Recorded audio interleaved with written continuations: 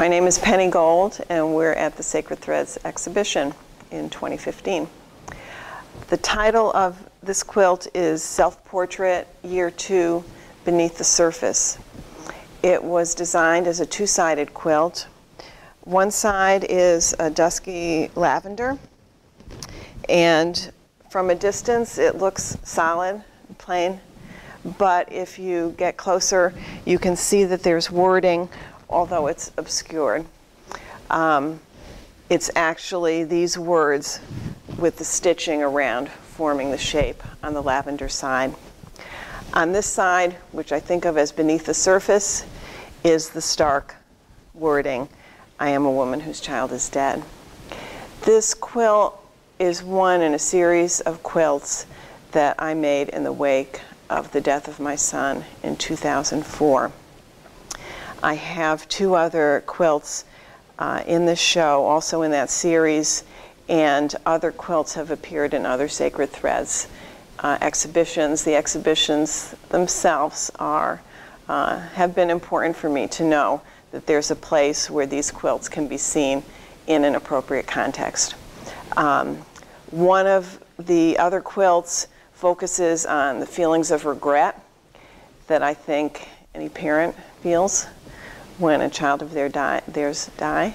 That quilt, the front of the quilt has two large black shapes on a kind of reddish, rusty red background, which to me are an abstract expression of the feeling of a missed connection that is part of regret.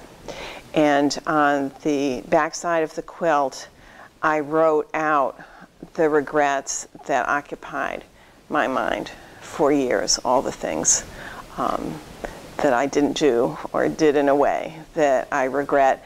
They're not readable by someone else because of the way that I wrote them overlapping, but for me at least I had that chance to write them out, and they're archived in that quilt. The other quilt in the series that is in this exhibition is a smaller quilt in which I stamped out the words of a narrative of the night of the accident in which my son died. And although I wrote the narrative quite soon after his death, the quilt went through many, I didn't even think of doing a quilt about it for a while, and then how I would do it went through many variations, and this version of stamping each letter came to me about a year ago, and I made that quilt. So back to self-portrait. All of these quilts are done in a very private way. They're for me to express my feelings in the wake of death. It's a long process where I think through the idea, I make sketches, I do trials, I talk with a few friends and mentors. Then comes the stage at which I'm actually making the quilt, and that too is very private, but it's another stage in which the feelings are enacted or embodied in the material of the quilt. And with that process, it seems that the place of these feelings shifts location in my psyche. They become embedded in a kind of deep texture rather than occupying my conscious thoughts through ruminations. When the quilt is done, for me it's done, but then other people have a chance to see the quilts. It's not what I intend when I make them, but I can see that other people are moved by the quilts, and that's a good thing.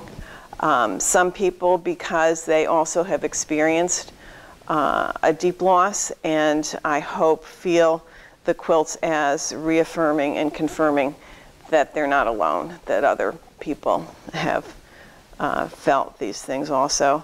For other people, the quilts provide a kind of window into the rupture and persistence of loss. An ancient philosopher, Philo Judaeus, once wrote, "Be kind.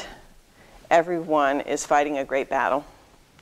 And I hope that these quilts support that directive. Much is beneath the surface. We can't know everyone's suffering, so be kind.